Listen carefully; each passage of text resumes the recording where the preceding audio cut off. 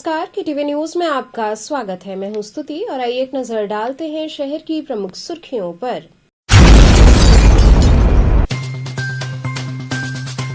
Railway में 2 दशकों से लापता भोलू गार्ड अब महाकुंभ में नए कलेवर के साथ यात्रियों को देगा सुविधाएं।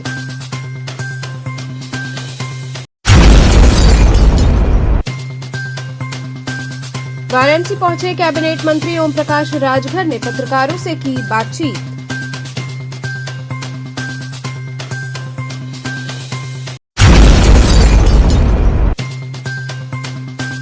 महाकुंभ को लेकर वाराणसी में रेलवे ने पूरी की तैयारियां, यात्रियों को मिलेगी अत्याधुनिक सुविधाएं।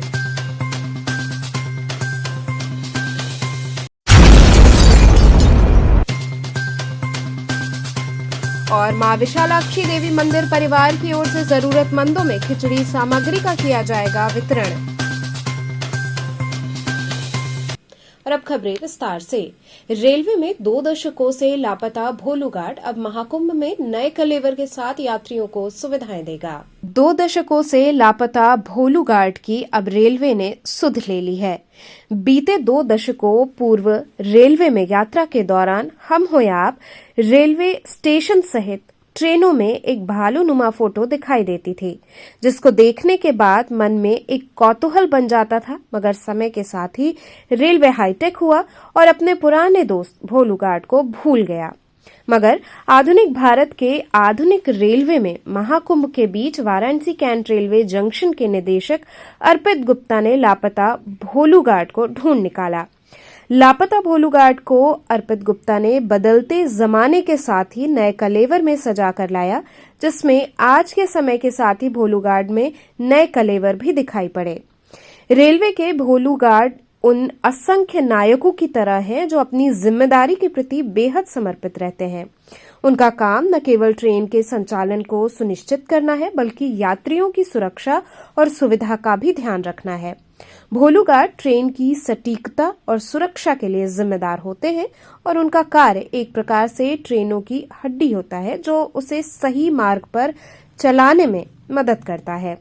इनकी दिनचर्या बेहद कठिन होती है, क्योंकि ये लंबी लंबी यात्राओं में ट्रेन के हर पहलू पर नजर रखते हैं, चाहे वो ट्रेन की गति हो या यात्री सुरक्षा।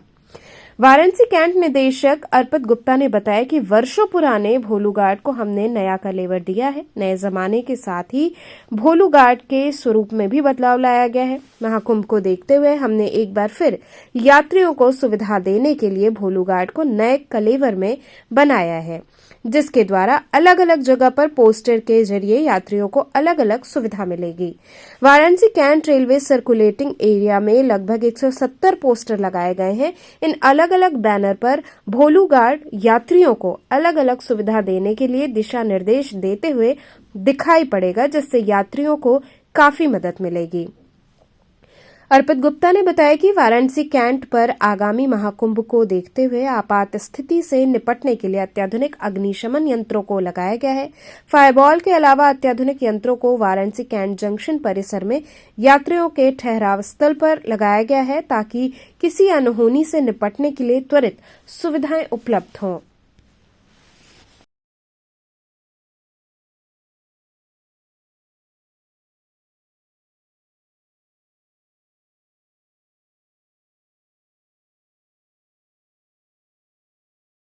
टेक्निक भी जो अपनाई जा रही है क्या? जी, महाकुंभ को लेकर हमारे द्वारा यहाँ वाराणसी जंक्शन स्टेशन पर हमारी टीम के द्वारा काफ़ी नए पोस्टर्स हमने डिज़ाइन किए हैं।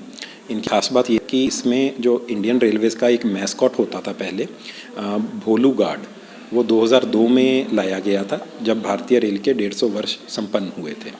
तो उसका हमने पहली बार एक मॉडर्न वर्जन, एक एआई वर्जन, एक काफ़ी नया वर्जन जिसको नई जनरेशन के साथ हम कनेक्ट कर सकें, उसको हमने अनवील किया है अपने पोस्टर्स पर। ये कई तरह के पोस्टर्स हैं जिसके ऊपर आपको तंबाकू ना खाने संबंधी, नो पार्किंग संबंधी, मेडिकल हेल्पलाइन संबंधी, स्टेशन पर जो एमिनिटीज़ हैं उस संबंधी, टिकट की बुकिंग से रिलेटेड संबंधी काफ़ी जो जानकारी है वो हम इस भोलू गार्ड के थ्रू प्रचार प्रसार करवा रहे हैं। भोलू घाट की जो थीम है काफ़ी पुरानी थी और रेलवे भूल चुकी थी। इसको फिर नए वर्जन में नए अपडेट में आपने लाया कि मतलब कैसी क्या सोच कैसे क्या आई और कैसे हुई है फिर नए वर्जन में आपने अपडेट किया। जी, ये बात आपकी सही है कि अभी के समय में जो भोलू घाट है उसका जो उपयोग है या उसका जो प्रचार प्रसार है वो देखने में नहीं आता। तो हमारे यहाँ पर थीम हमारे या जो सोच थी हमारी टीम की वो ये थी कि इस कंसेप्ट को रिवाइव किया जाए और जो हमारी नई जनरेशन है, जो युवा पीढ़ी है, जिसको हम मिलेनियल्स या जेन ज़ी कहते हैं, उनके लिए बिल्कुल एक नए फॉर्म में इस भोलू घाट को जो है आज की टेक्निक यूज़ करते हुए, एआई यूज़ करते हुए हम पेश करें, ताकि जो नए हमारे मिलेनियल्स या जेन ज़ी है वो भारतीय रेल से एक बेहतर तरीके से कनेक्ट कर पाएँ। आग को लेकर के सुरक्षा की क्या व्यवस्था की जाएगी कुंभ को लेकर? जी, आग को लेकर हमारे यहाँ पर व्यापक इंतज़ाम किए जा रहे हैं। जैसा कि आप अगर देख रहे होंगे मेरे पीछे ये फायर बॉल्स पड़े हैं, ये फायर बॉल्स हमने प्रोक्योर किए हैं। ये सिंपल एक टेक्नोलॉजी है कि कहीं पर आग लगी है, आपको उसको में फायर बॉल को फेंक देना है और उसमें विस्फोट होगा और उसका केमिकल पाउडर आग को बुझा देगा। इसके अलावा हमने सीलिंग माउंटेड फायर एक्सटिंग्विशर्स खरीदे हैं। ये वहाँ लगाए जाते हैं जहाँ पर आपका नॉर्मल स्प्रिंकलर सिस्टम या तो लगवाना बहुत महंगा होता है या आप नहीं लगवा सकते हैं। इसके अलावा हमने जो फायर एक्सटिंग्विशर्स हैं अपने सारे रिफ़िल करवाए हैं और तकरीबन 40 के आसपास नए फायर एक्सटिंग्विशर्स हमने प्रोक्योर किए हैं। कुछ उसमें से हमने रिफ़िल्स भी करवाए हैं। वो सब जगह लगाए जाएंगे, इंक्लूडिंग होल्डिंग एरियाज़ जो उनके टेंट हैं, ताकि कभी भी कहीं भी कोई ऐसी आपातकालीन स्थिति होती है तो वहाँ पर आग पर काबू पाया जाए। इसके अलावा स्थानीय प्रशासन से हमने अनुरोध किया है कि वह महाकुंभ के पर्व के दौरान हमारी जो दोनों एंट्री और एग्ज़िट है वहाँ पर एक एक फायर टेंडर है उसको खड़ा करने का वो व्यवस्था करें, ताकि अगर कोई ऐसी आपातकालीन स्थिति आती है तो तुरंत आग पर काबू पाया जा सके। सर, भोलू घाट का जो स्लोगन दिया गया है वो अच्छा है और कहाँ से आया, कौन दिया इसको? जी, भोलू घाट के जो स्लोगन्स हैं वो सारे मेरे द्वारा ही रचित हैं। इसके पीछे हमारी जो थीम थी या जो हमारी सोच थी वो यह थी कि जो हमारा संदेश है वो एक लाइन का हो, प्लस वो जो पंच लाइन जिसको हम अंग्रेज़ी में कहते हैं वो बिल्कुल हमारा जो संदेश है वो बिल्कुल क्रिस्प हो, कंसाइज हो और टू द पॉइंट हो। वाराणसी पहुंचे कैबिनेट मंत्री ओम प्रकाश राजभर ने पत्रकारों से बातचीत की। वाराणसी पहुंचे प्रदेश के कैबिनेट मंत्री और सुहेलदेव भारतीय समाज पार्टी के प्रमुख ओम प्रकाश राजभर ने सर्किट हाउस में पत्रकारों से बातचीत में कहा कि मिल्कीपुर उपचुनाव में एनडीए का प्रत्याशी पूर्ण रूप से जीत दर्ज करेगा। एनडीए गठबंधन पूर्ण रूप से मजबूत है। इसी का नतीजा है कि वो हर चुनाव के साथ साथ इस चुनाव में भी अपने दमदार प्रत्याशी को जिताने का कार्य करेगा। एक प्रश्न के उत्तर में उन्होंने कहा कि गठबंधन में किसी भी स्तर पर कोई दरार नहीं है। सहयोगी दलों के नेताओं को अपनी पीड़ा हो सकती है, लेकिन ये व्यक्तिगत है। उन्होंने कहा कि उनकी पार्टी बिहार सहित अन्य प्रदेशों में भी मजबूती से कार्य करने के लिए अपने जड़ जमा रही है और आने वाले इन प्रदेशों के चुनाव में भी निश्चित रूप से वो अपनी सशक्त भागीदारी दर्ज कराएगी। समाजवादी पार्टी के ना जाने कितने आरोप लग रहे हैं, लेकिन 8 तारीख रिजल्ट है, उस पर क्या मतलब रणनीति बन सकती है? देखिए, मिल्कीपुर चुनाव एनडीए गठबंधन का प्रत्याशी 100% जीतेगा। कितनों कोई चिल्लाई, अंत में एनडीए गठबंधन का प्रत्याशी जीत के लखनऊ जाएगी। मंत्री जी, आप राजभर समाज से आते भी हैं और कैबिनेट मंत्री भी हैं। आपके समाज का जो आरक्षण की बात है वो कितना काम आगे बढ़ा, उसके लिए जानना चाहिए। उस पर प्रगति है, बस इतना उम्मीद रखिए, काम चल रहा है। कुंभ मेले का आयोजन हो रहा है और एक तरफ ये भी आप कहते हैं कि हमारे समाज के लोग कांवड़ धोने के लिए नहीं हैं, तो इस बार के जो कुंभ मेले लगे, क्या आह्वान करेंगे कि आपके समाज के लोग सिर्फ यही जाकर कुंभ में से नहाएं? आप जाएंगे कि नहीं, पहले ये बताइए। हम आप लोगों को भी निमंत्रण देते हैं, चलिए कुंभ नहा लीजिए। 12 साल के बाद लग रहा है। दिल्ली में राजनीतिक सियासत तेज हो चुका है, क्या कहेंगे इसके लिए? तो चुनाव आयोग का बिगुल बजा है, सब लोग लड़ रहे हैं, लेकिन सब लोग परेशान हैं। देख रहे हैं आपस में लड़ रहे हैं। कांग्रेस आम आदमी पार्टी से लड़ रही है, सपा कांग्रेस से लड़ रही है, सब आपस में लड़ रहे हैं। यहाँ एनडीए गठबंधन में कोई लड़ाई नहीं है। बिहार में लगातार आप पाँव फैला रहे हैं, क्या कहेंगे इसके लिए? क्योंकि संगठन का विस्तार, हम लोग 20 साल से वहाँ लगे हैं, काम कर रहे हैं। आने वाले चुनाव में चुनाव की तैयारी हो रही है। नेताजी, इस बार दिल्ली में बीजेपी का सूखा खत्म होगा कि नहीं? देखिए, जनता मालिक है और दिनों दिन लोगों को भरोसा बढ़ता जा रहा है, विश्वास बढ़ता जा रहा है।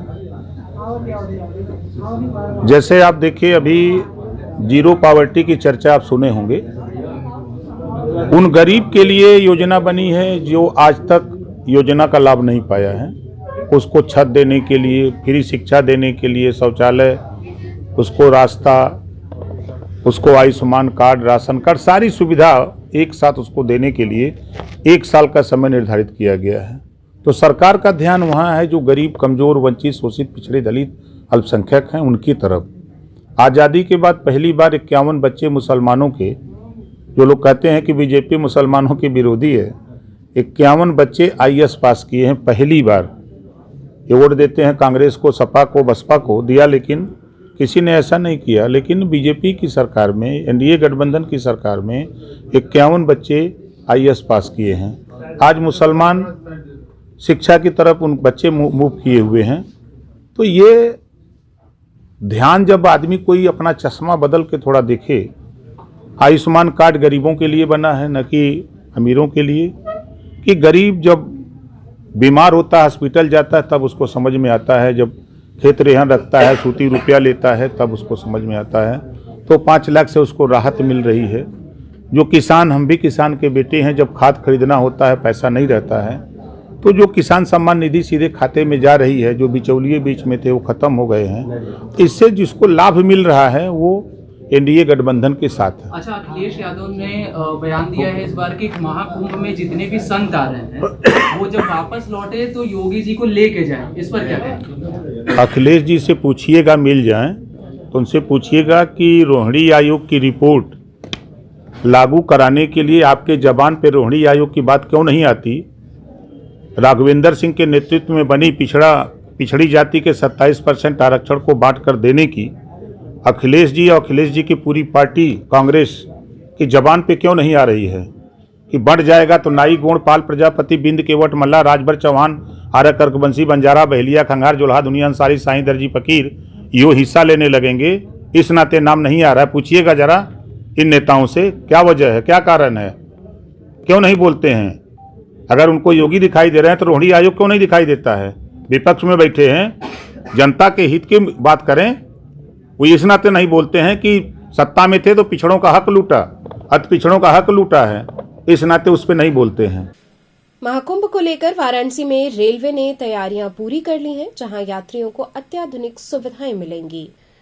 वाराणसी रेल प्रशासन के द्वारा आगामी महाकुंभ को लेकर तैयारियां पूरी की जा चुकी हैं। स्टेशन डायरेक्टर अर्पित गुप्ता ने बताया कि आगामी महाकुंभ को लेकर वाराणसी जंक्शन के साथ ही बनारस जंक्शन से कई जोड़ी ट्रेनों को चलाया जाएगा। इसके अलावा कुछ स्पेशल ट्रेनों के ठहराव की व्यवस्था की जाएगी। स्टेशन डायरेक्टर अर्पित गुप्ता ने बताया कि आगामी महाकुंभ को देखते हुए वाराणसी में यात्रियों की सुविधाओं को ख्याल में रखते हुए वाराणसी कैंट जंक्शन पर यात्रियों के लिए होल्डिंग एरिया बनाए गए हैं, जिसमें अलग अलग जगह पर जर्मन टेक्नोलॉजी से टेंट लगाए जाएंगे, जिसमें अस्थायी टॉयलेट की व्यवस्था की जाएगी। साथ ही महिलाओं के लिए चेंजिंग रूम भी बनाए जाएंगे, जिसमें यात्रियों के ठहरने के लिए अत्याधुनिक सुख सुविधाओं की विशेष व्यवस्था की गई है। यात्रियों को चिकित्सा सुविधा के लिए डॉक्टरों की टीम भी लगाई जाएगी। एम्बुलेंस के साथ ही फायर ब्रिगेड की टीम भी 24 घंटे उपलब्ध होगी ताकि आपात स्थिति से निपटा जा सके। जी सर, महाकुंभ को लेकर के रेलवे की क्या तैयारी है, कितनी ट्रेनें यहाँ से चलाई जाएगी, क्या क्या सुविधाएं यात्रियों को मिलेंगी? जी, महाकुंभ को लेकर हमारे यहाँ पर जो तैयारी है काफ़ी व्यापक स्तर पर चल रही है। अमूमन हमारे यहाँ पर 80,000 से 1 लाख यात्री का फुटफॉल पर डे रहता है। महाकुंभ के दौरान जो पीक है, जैसे मौनी अमावस्या है, उस दौरान हम एक्सपेक्ट कर रहे हैं कि ये जो पीक है 1.25 लाख से 1.5 लाख का हो जाएगा। इसके रिगार्डिंग हमने यहाँ पर 2 होल्डिंग एरियाज़ बनाए हैं। एक हमारा सिटी साइड पर है, एक हमारा कैंट साइड पर है। दोनों होल्डिंग एरियाज़ में तकरीबन 2-2 हज़ार यात्री जो है वो रुक सकते हैं। इन होल्डिंग एरियाज़ में पब्लिक अनाउंसमेंट सिस्टम रहेगा, यहाँ पर टीवी के डिस्प्ले रहेंगे, यहाँ पर कैमराज रहेंगे सिक्योरिटी के लिए, आरपीएफ जीआरपी रहेगी, यहाँ पर मेडिकल असिस्टेंस रहेगा, इसके अलावा वाटर बूथ की फैसिलिटी रहेगी। इसके अलावा स्थानीय प्रशासन की हेल्प से हम यहाँ पर पोर्टेबल टॉयलेट्स लगवा रहे हैं। हमारे यहाँ पर 108 एम्बुलेंस दोनों द्वारों पे स्टेशन रहेगी।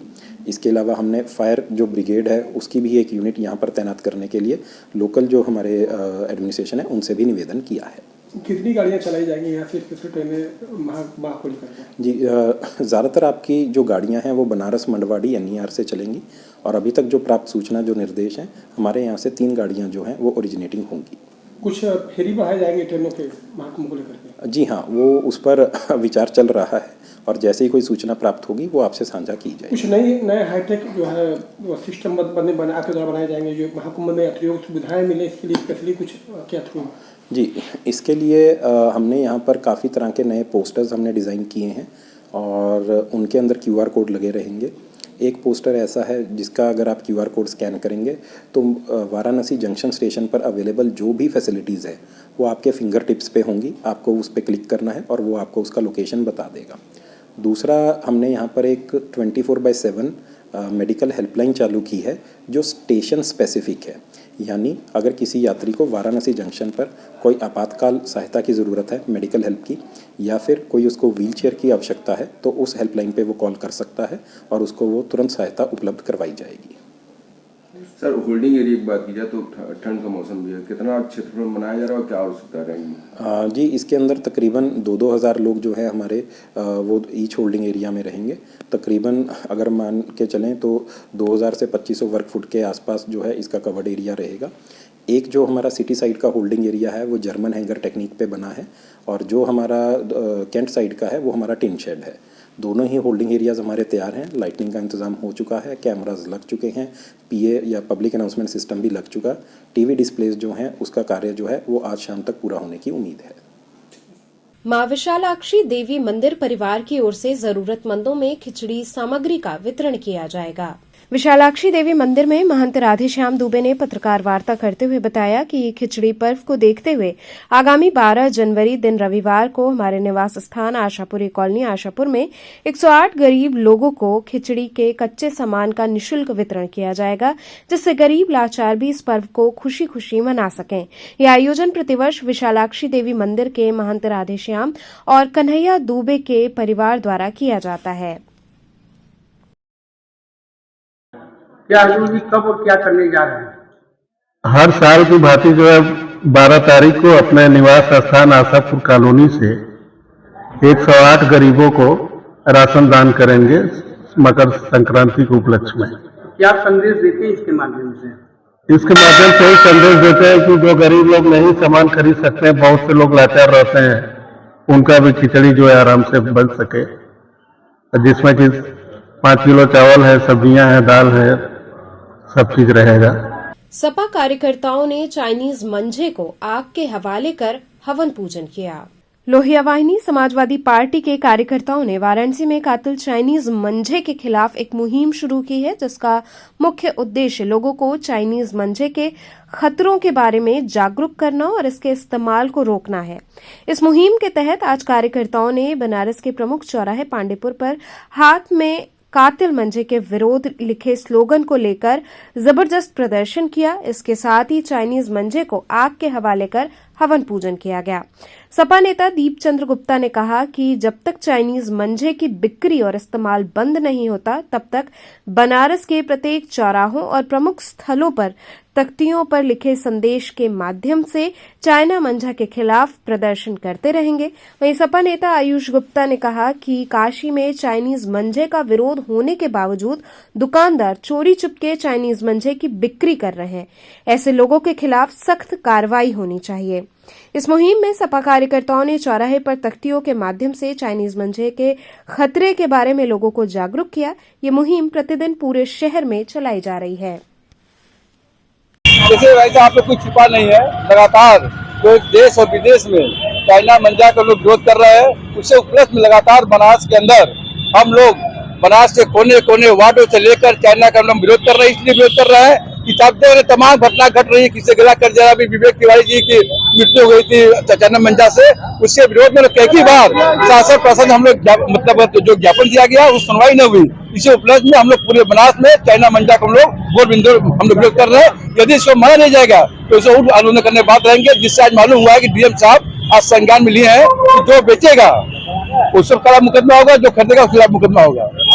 लगातार चाइनीज मांझी को लेकर आप लोग विरोध कर रहे हैं, आप लगातार पुलिस दबिश भी दे रही है, पकड़ भी रही है, लेकिन इतने बड़े पैमाने पर कहाँ से आ रहे हैं आप बताएंगे? ये मंजा आपको कुछ छिपा नहीं, सरकार की मिली आपका मंशा है, हर चीज मंशे का दुराज काम हो रहा है। जब पूरे केंद्र और राज्य में शासित सरकार हो गई है तो उससे चाइना मतलब मंजा पार करने में कितना सरकार मतलब मदद देगा, इसलिए उनको हम लोग बराबर चेतावनी काम कर रहे हैं कि यदि बंद नहीं करेंगे तो हम लोग समाजवादी पार्टी लोग या छात्र नौजवानों के नेतृत्व में हम लोग पूरे देश और प्रदेश में जोर आंदोलन करने का काम करेंगे। अभी तक लगातार घटनाएं घटती जा रही हैं, लेकिन बहुत सारे युवा हैं तो उसको समझ नहीं पा रहे। नहीं, युवा जो घटना घट रही है इससे चेताया जा रहा है शासन को, यदि हम लोग लगातार कोने अतरे वार्ड अध्यक्ष कोने कोने जगह पर हम लोग ये जागरूक कर रहे हैं, इसके बाद जागरूक नहीं मानेंगे तो हम लोग पूरा घोर पूरा एक बहुत एक लगाकर हजारों की संख्या में हम लोग जेल भरो आंदोलन। तो चलते चलते पुनः एक नजर डालते हैं शहर की प्रमुख सुर्खियों पर।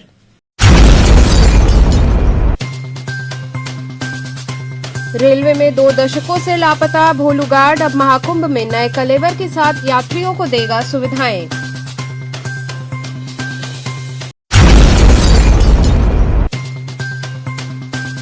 वाराणसी पहुंचे कैबिनेट मंत्री ओम प्रकाश राजभर ने पत्रकारों से की बातचीत।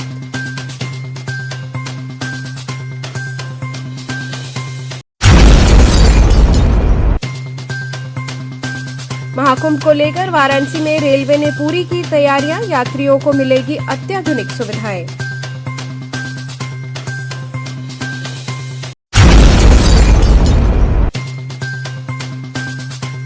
और मां विशालाक्षी देवी मंदिर परिवार की ओर से जरूरतमंदों में खिचड़ी सामग्री का किया जाएगा वितरण। तो ये थे आज के समाचार, कल फिर होगी मुलाकात, तब तक के लिए नमस्कार।